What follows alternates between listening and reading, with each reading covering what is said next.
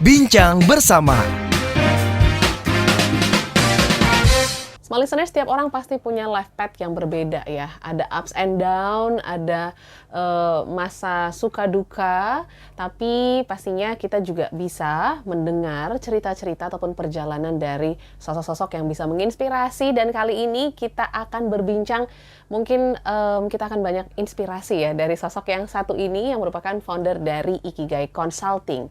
Ada Flavia Sungkit. Halo Kak Fla, apa kabar? Halo Dri, baik kabarnya. Baik kabarnya. Hari ini aku mau sharing banyak nih, karena kan sebagai Ikigai Consulting kita tuh sering banget bahas tentang Ikigai. Nanti kita akan tanya lebih lanjut perjalanan Ikigainya seorang Flavia Sungkit gimana. Tapi aku penasaran, tadi kita sempat cerita-cerita ternyata Kak Flavia sendiri datang dari Pulau Kalimantan. Aku tuh sebagai orang yang tumbuh besar di Pulau Sumatera juga merasa relate ya sebagai anak rantau yang akhirnya berkarir di Jakarta endingnya seperti itu. Tapi cerita dulu, gimana sih tumbuh besar di Kalimantan, khususnya di Pontianak ya? Betul, di Pontianak. Jadi aku lahir di sebuah kota kecil ya, di Kalimantan Barat, Pontianak, ibu kota provinsi sih. Yes. Kemudian sampai SMA,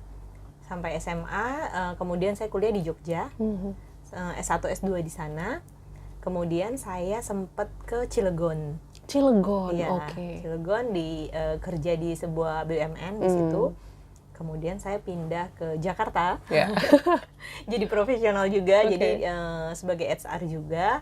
Kemudian pindah lagi tahun 2019 ke Semarang. Oke. Dan mendirikan Ikigai Consulting. Nah, jadi Ikigai Consulting memang base-nya di Semarang. Tapi klien kami ada di Jakarta, kemudian Jawa Tengah dan Surabaya. Ada Bali juga. Wow, beragam ya. Tapi menarik kalau ngomongin tentang Pontianak sendiri, beberapa narasumber kita juga ada yang dari Pontianak kalau nggak salah. Pak Antoni itu dari Pontianak kalau nggak salah. Katanya terkenal dengan kulinernya. Oh iya, betul. Apa yang dikangenin dari Pontianak sendiri? Wah, banyak banget ya, benar sih kulinernya. Jadi kalau misalnya pulang ke Pontianak itu udah harus siap-siap naik 2-3 kilo. Makmur ya? Makmur, duriannya apalagi Mas? Ya, oke. Jadi banyak ya hal-hal yang bisa dikenang dari Pontianak sendiri. Iya, tentu, terutama benar kulinernya. Kuliner ya. Iya.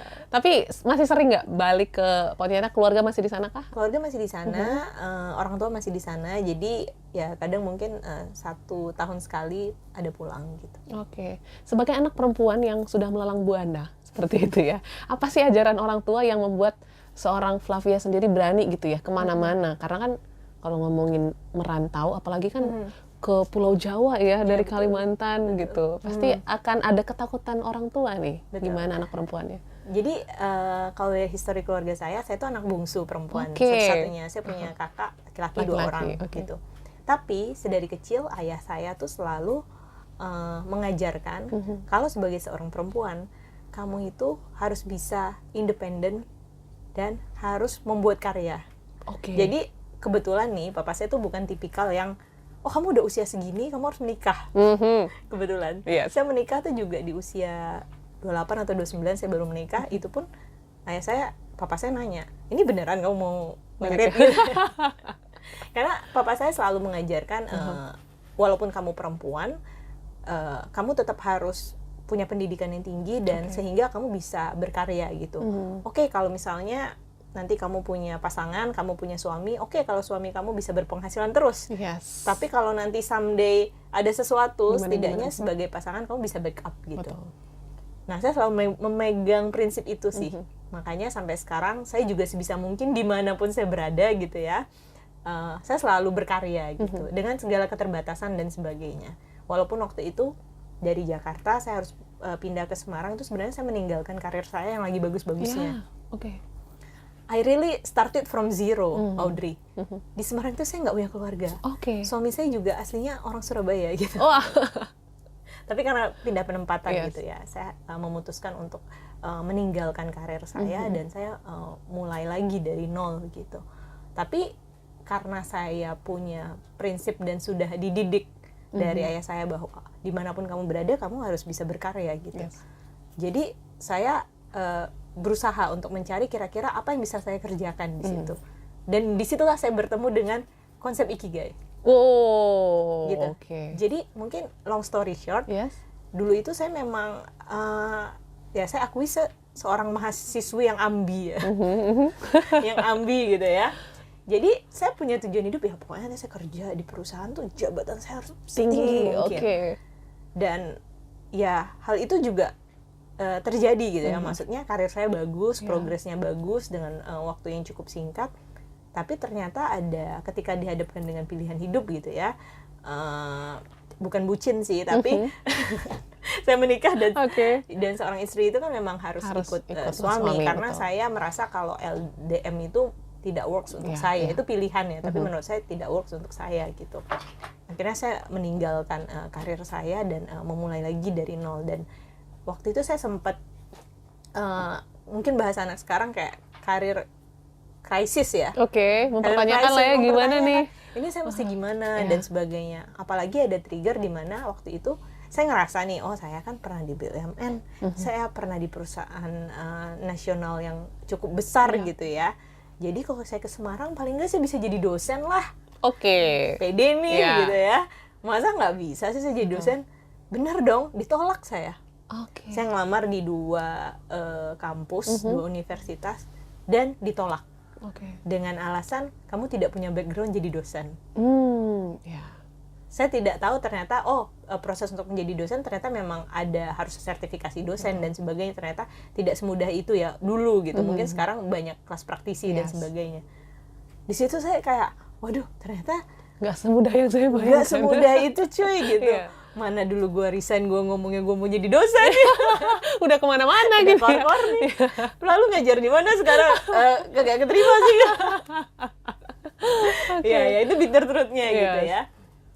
Tapi dari situ kemudian saya bertemu dengan buku Ikigai tadi ya. Filosofi Ikigai mengajarkan bahwa ya yang terpenting itu mungkin bukan adalah posisi jabatan atau sekedar uang gitu ya. Tapi sebenarnya makna dari apa yang kamu kerjakan. Apa sih sebenarnya yang membuat kamu tuh happy gitu.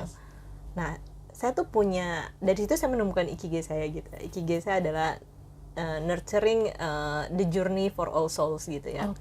Jadi saya tuh senang banget untuk mengembangkan orang karena saya juga di bidang people ya, di bidang HR gitu. Jadi saya merasa pokoknya apapun yang saya lakukan dan hasilnya itu bisa mengembangkan potensi orang lain, ya saya akan melakukan itu gitu. Nah, saya mulai dengan pekerjaan sebagai freelance. Jadi waktu itu saya benar-benar started from zero. Saya sebagai freelance di consultant recruitment. Kemudian saya juga aktif untuk bernetworking. Akhirnya saya bertemu dengan klien pertama saya. Jadi klien pertama saya itu dari kota kecil di Klaten. Di Klaten, Jawa Tengah ya? Di Klaten, Jawa Tengah, dekat Jogja ya. Saya dapat klien pertama saya dan itu saya masih solo. Masih run consulting saya solo, belum ada nama Ikigai bahkan. Masih as freelance. Kemudian saya ketemu dengan klien kedua saya dan dari situ baru muncullah Ikigai Consulting. Jadi saya merasa kayaknya ini peluang marketnya ada dan saya mau seriusin ini gitu. Dan akhirnya berjalan sampai tahun ini. Selalu ada hal yang nggak disangka-sangka dari mungkin hal yang menakutkan yang kita jalani ya. Betul. Jadi nggak disangka-sangka juga sebenarnya. Tapi sebenarnya dari dulu ketika saya lulus kuliah, memang saya punya impian pengen kerja di konsultan. Pengen punya konsultan sendiri gitu. Tapi karena habis kerja, ternyata butuh modalnya banyak juga ya gitu. Masalahnya saya bukan pewaris, saya perintis gitu ya. Saya bukan tim pewaris gitu ya. Jadi butuh modal kan. Dan saya lihat ternyata jadi konsultan itu juga nggak bisa tuh langsung lulus terus tiba-tiba jadi konsultan, harus punya pengalaman, best practice dan sebagainya. Jadi saya sempat ibaratnya mengubur mimpi itu untuk jadi konsultan. Saya sempat mengubur itu, Audrey. Jadi saya sempat mengubur itu karena saya berpikir ya udahlah realistis aja, ngejar jabatan aja lah ya. Tapi ternyata ya jalan itu banyak kan, jalan menuju Roma itu banyak. Gitu. Nggak disangka-sangka ternyata ketemunya di Semarang gitu. Betul.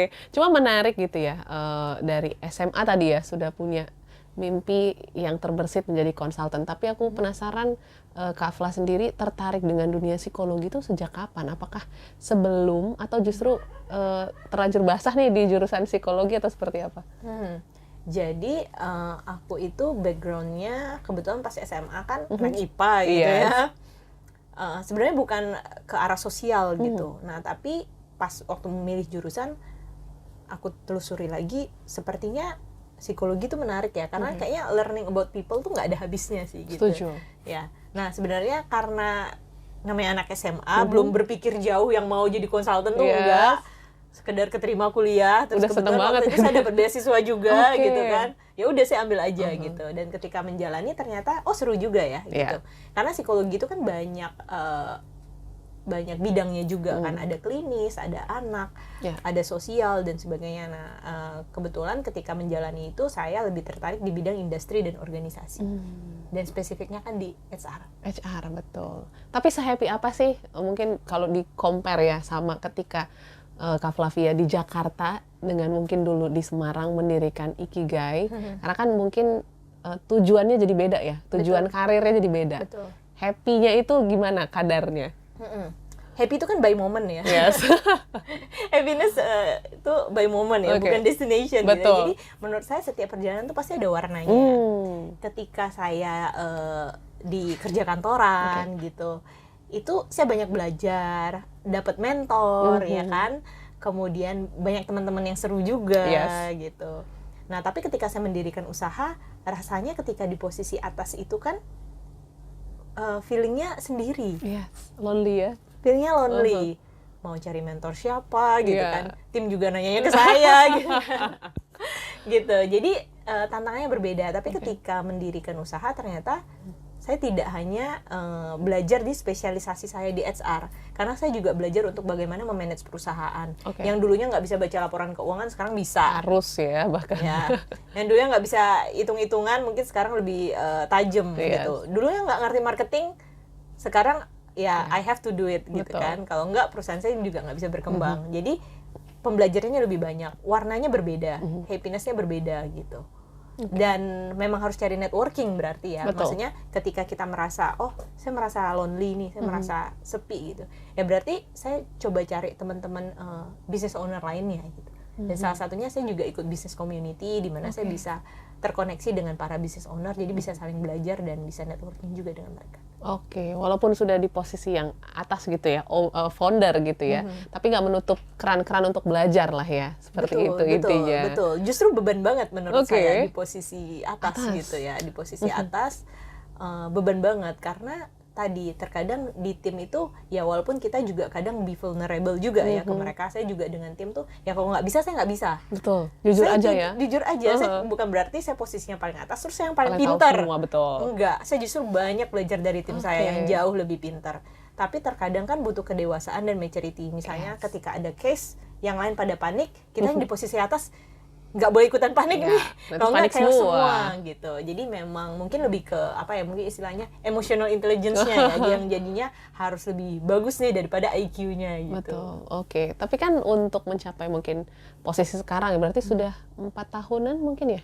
Iya, jalan 5 tahun. Jalan 5 tahun, itu kan kalau mungkin pebisnis yang udah top level ya bilang itu masih seumur jagung katanya betul.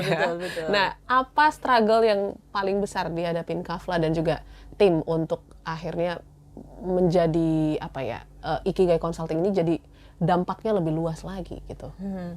Nah, kalau misalnya dari bisnis memang orang-orang bilang tuh kuncinya tuh di 5 tahun pertama kan. Kalau kamu berhasil melewati itu, ya kamu akan sustain. Menurut saya kegelisahan saya dan apa yang saya alami itu kurang lebih sama lah sama bisnis yang lain gitu ya, dimana di awal pasti kita struggle dengan service-nya gimana, produknya gimana, guideline-nya seperti apa, samalah dengan bisnis pada umumnya, dan sempat pivot juga gitu kan. Dulu sebelum itu bukan konsultan, jadi kami punya lebih ke jasa konsultasi karir lewat lewat web app, bukan aplikasi, web application gitu. Sekarang masih ada, tapi kita juga merambah ke B2B gitu ya, jadi consulting. Nah, tapi mungkin yang agak berbeda adalah dengan para business owner lain yang mungkin ada journey-nya masing-masing. Saya itu sempat terdiagnosa kanker. Di perjalanan saya membangun Ikigai Consulting itu di tahun 2022 saya terdiagnosa. Baru 2 tahun berarti? Itu baru 2 tahun. Oke. Itu baru 2 tahun. Dan itu memang bertubi-tubi. Jadi saya tuh punya partner.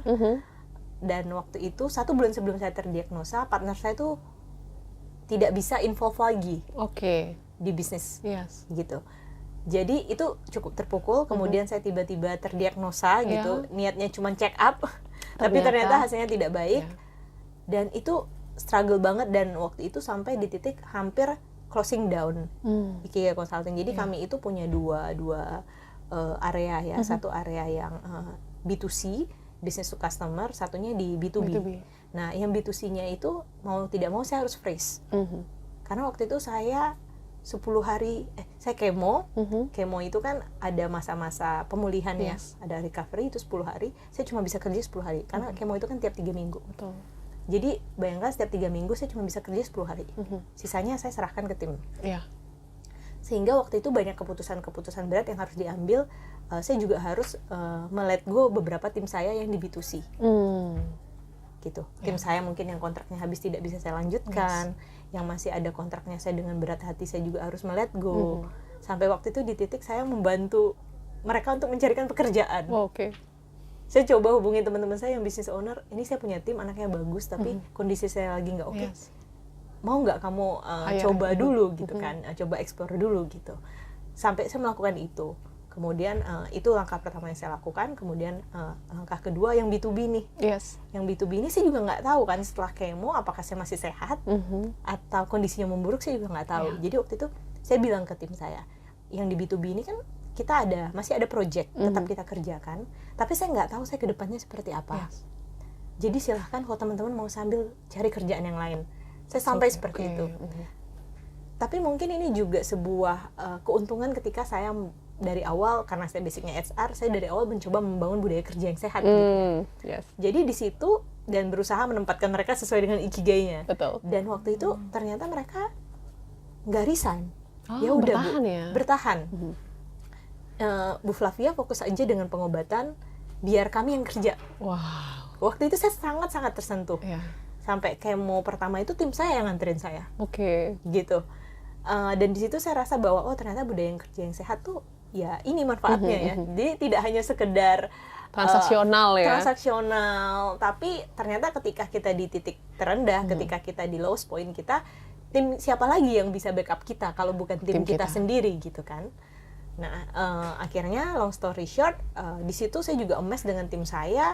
Mereka dengan tim yang lebih kecil karena ada efisiensi, dengan tim yang lebih kecil, ternyata di tahun itu kami masih bisa growth 30%.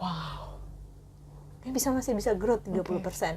Dan itu ya amazing grace banget ya. Maksudnya kalau bukan Tuhan yang bantu juga saya rasa nggak bisa ada di titik ini gitu. Dan akhirnya setelah 2023 saya dinyatakan cancer free gitu. Dan saya udah bisa aktif lagi, udah bisa full time lagi lah untuk bekerja. Ya kemudian sampai saat ini tim kami semakin berkembang, dan puji Tuhan juga di 2024 bahkan kami bisa growth hingga lebih dari 80%. Gitu. Nah itulah journey-nya. Kalau dibilang unexpected journey, yaitu ketika saya terdiagnosa.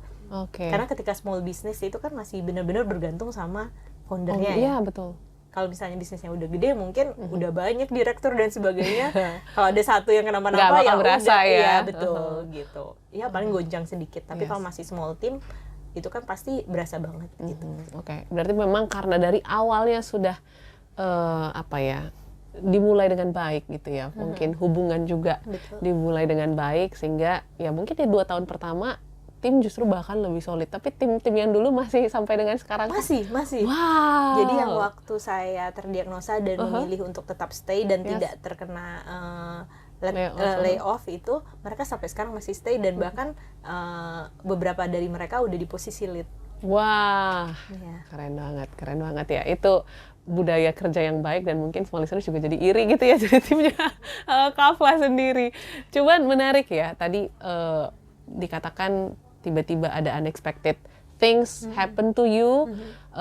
Pasti juga support system tidak hanya dari tim, tapi dari keluarga. Nah, mungkin suami nih ya yang jadi penopangnya Kavla di momen-momen itu. Seperti apa mungkin dari sisi keluarganya, Kavla? Kalau dari segi keluarga itu memang ketika saya terdiagnosa cancer itu, saya kan jauh dari keluarga ya. Yeah. Keluarga saya di Pontianak, keluarga suami saya di Surabaya. Jadi ya mereka mengunjungi gitu sesekali, tapi kan nggak bisa yang day to day sama saya gitu. Jadi memang support dari suami saya gitu ya, yang paling besar sebenarnya, di mana selalu selalu nemenin ya, selalu ada waktu gitu. Kemudian ya dia juga banyak cuti pasti. Yes. Dan puji Tuhannya juga dia bekerja di perusahaan yang budaya kerjanya tuh sehat. Dulu saya juga di situ, jadi ceritanya cinlok gitu ya. Nanti bisa searching aja Flavia Sungkit dulu kerja di mana gitu ya. Nah itu karena budaya kerjanya juga sehat, jadinya atasannya dan manajemennya tuh juga ngerti gitu. Kalau mungkin suami saya sedang ada di posisi yang unfavorable dan harus taking care of his wife gitu kan. Dan mereka banyak memberikan bantuan dan allowance lah, maksudnya dalam artian bukan in terms of money, tapi mungkin ketika suami saya mau izin, ketika suami saya mau cuti dan sebagainya tuh sangat-sangat dimudahkan. Gitu sih. Yes. Jadi ya kalau kembali lagi misalnya kerjaannya tidak mengizinkan dia cuti, ya susah juga gitu kan. Mungkin jadinya saya kemana-mana harus sendiri atau harus cari orang lain gitu. Ya itu satu berkat yang tidak ternilai ya. Betul. Selalu ada kita bukan melihat itu jadi musibah ya sebenarnya, itu jadi tantangan tersendiri yang ternyata ada jalan keluarnya disediakan sama Tuhan. Keren sekali. Cuma sekarang posisinya juga sudah menjadi seorang ibu ya. Betul. Nah, terus challenge lagi, ini perusahaan sudah jalan 5 tahun, pasti tantangannya makin besar, apalagi growth-nya tadi hampir 80% gitu ya. Challenge juga nggak untuk membagi peran ya, sebagai leader, sebagai istri, bahkan sebagai seorang ibu? Challenging ya. Saya nggak memungkiri, enggak, saya bisa menangani ini semua, enggak. Challenging, very challenging. Tapi saya selalu bilang ke anak saya ketika saya memilih untuk bekerja itu bukan karena, kan terkadang mungkin karena mama harus cari uang biar kamu bisa sekolah, enggak, tapi karena memang saya memilih untuk bekerja gitu. Saya take this responsibility gitu ya. Jadi saya selalu bilang ke anak saya, karena mama tuh butuh ruang untuk berkarya. That's why mama memilih untuk bekerja gitu.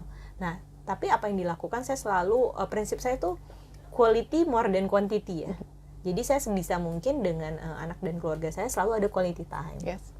Dan kalau misalnya sama anak sebisa mungkin ya nggak pegang handphone ya.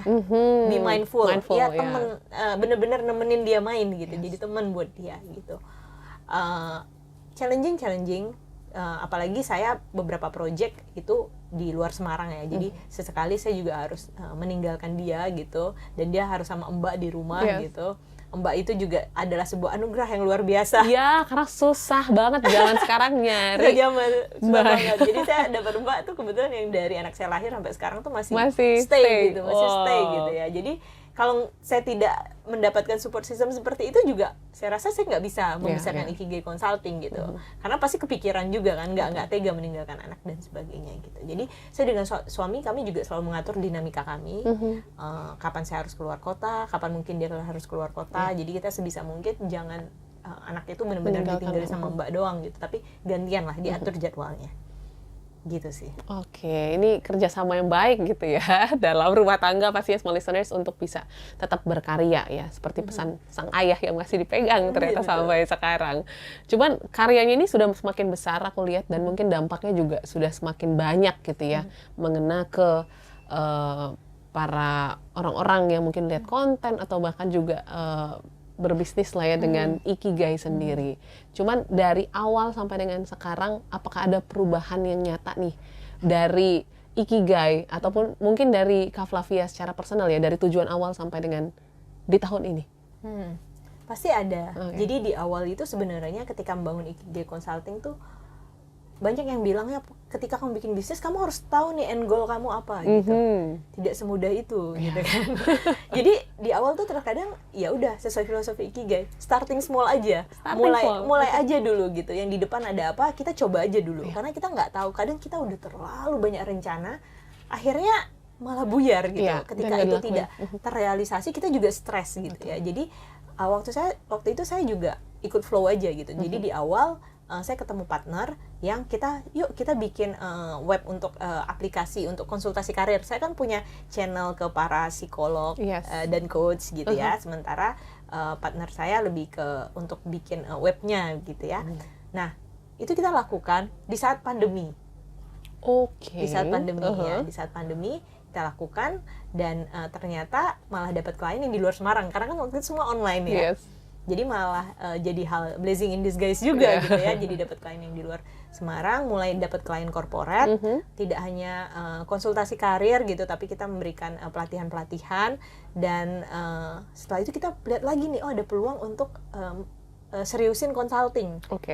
Jadi saya itu sebenarnya punya klien consulting tapi di area consulting tapi nggak banyak. Karena waktu itu saya belum pede. Saya belum pede gitu. Saya sebagai profesional, tapi kan posisi saya juga waktu sebagai profesional nggak sampai level director. Saya juga belum pede, saya ngumpulin portofolio dulu, ini Audrey. Jadi siapa yang mau dari kenalan, oke, kami coba handle case-nya. Ketika portofolio udah terkumpul, barulah kita berani launch bahwa, oh Ikigai itu sekarang juga adalah HR consulting. Ketika portofolio itu sudah terkumpul, kita.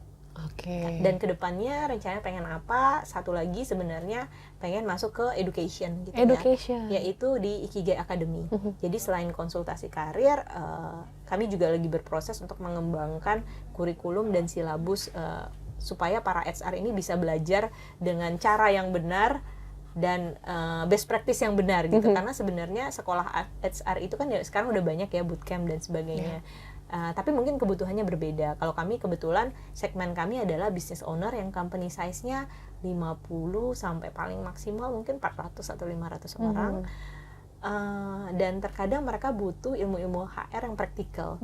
Dan kami rasa kami bisa bermain di area situ. Kalau misalnya belajar di kampus dan sebagainya kan ilmu HR-nya tuh kayak bukan nggak bagus, tapi menurut saya karena saya belajar teoritis dan ribet gitu kan, harus C dan cost-nya besar gitu. Padahal mungkin kalau small to medium business tidak butuh serumit itu. Yang penting praktikalnya aja seperti apa gitu. Jadi ya didoakan saja sedang menuju ke sana gitu.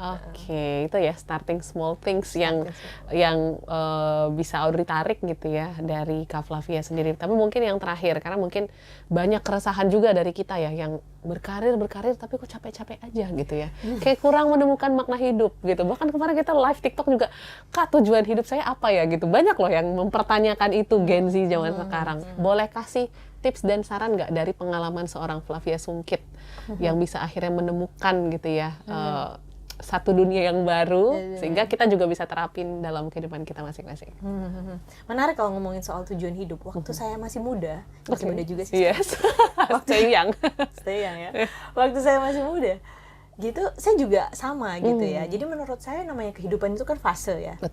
Pasti ada fase di mana mungkin kita kerja itu 1 sampai 5 tahun tuh fase galau. Paling galau tuh 5 tahun, 3 tahun lah, udah masuk 3 sampai 4 tahun tuh udah mulai galau. Yang menurut saya dinikmati aja, karena itu sebenarnya fase kita untuk naik level. Kita sudah melewati nih, mungkin yang dari awal, oh semangat, pengen kerja, dunia kerja itu seperti apa. Udah lewat masanya kan, kemudian kita naik level lagi. Jadi menurut saya, tujuan hidup, kalau ditanya apakah Flavia sekarang sudah menemukan tujuan hidup, menurut saya mungkin tidak akan ada habisnya sampai saya nggak ada.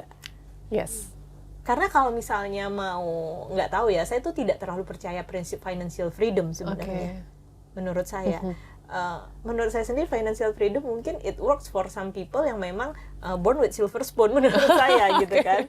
Tapi kan juga lebih banyak kalangan-kalangan yang memang harus mulai dari nol gitu ya. Jadi menurut saya apa yang bisa kita lakukan ya kita fokus dengan portofolio diri kita. Investasi terbaik itu adalah investasi ke diri kita sendiri. Jadi hingga nanti sampai kita pensiun atau tidak berkarya pun sebenarnya ada legacy atau ada hal yang masih bisa kita kerjakan gitu. Karena ya kembali lagi tujuan hidup itu pasti berubah-ubah kok tiap tahun. Dinikmati aja gitu. Dan dilakukan. Rasanya pengen melakukan ini starting small aja. Kalau nggak works cari lagi yang lain. Tapi bukan berarti jadinya nggak konsisten ya. Harus terukur juga gitu. Betul. Karena kalau tujuannya udah nyampe, kita udah bingung mau kemana lagi nggak sih? Betul.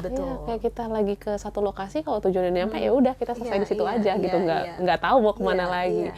Jadi semoga ini bisa menjadi inspirasi small listeners untuk kita semua bisa menjalani kehidupan yang mungkin ada ups and down-nya, ada unexpected things happen juga in life, seperti yang disampaikan oleh Kak Flavia, bahwa jangan lupa untuk berkarya dimanapun kita berada. Seperti itu. So thank you insight-nya, inspirasinya Kak Flavia. Semoga next time bisa sharing-sharing lagi terkait dengan karir juga, kayak seru banget gitu ya. Dan semua listeners juga terima kasih sudah menyaksikan podcast kali ini. Anda juga bisa share video ini supaya makin banyak orang terinspirasi. Silakan boleh di-share ke grup WA keluarga, grup WA kantor, dan lain sebagainya. Kalau gitu kami pamit, sampai jumpa dan sukses untuk Anda.